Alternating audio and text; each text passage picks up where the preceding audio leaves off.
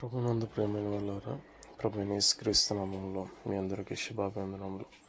ఈ ఉదయకాలంలో కలువరి కృపాసనం మీదకు మిమ్మల్ని ఆహ్వానించుచున్నాను. లేవియ కాండము 19వ అధ్యాయము 33వ వచనంలో, మీ దేశమందు పరదేశి నీ మధ్య నివసించినప్పుడు వానిని బాధించకూడదు. దేవుడైన యెహోవా చెప్పిన మాట ఇది. మన మధ్యను పరదేశి అనగా మన ఊరివారు కానివాళ్ళు, వేరే ప్రాంతం వారు నివసించినప్పుడు వారిని తక్కువ వారుగా చూడకూడదు, వారిని ద్వేషించకూడదు, బాధించకూడదు. వారిని కూడా మనలో పుట్టిన వాని వలనే ఎంచవలనే.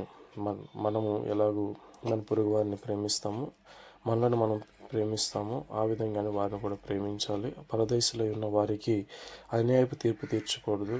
న్యాయమైన కొలత ప్రకారంగానే వారికి కూడా సమృద్ధికి ఇవ్వాలని దేవుడు చెప్పిన మాటను ఈ ఉదయకాలంలో జ్ఞాపకం చేసుకుని అటు వారి పట్ల మనము కూడా సత్ప్రవర్తన కలిగి జీవించి దేవునికి ఇష్టలుగా మనము జీవిద్దాం. ఆమేన్.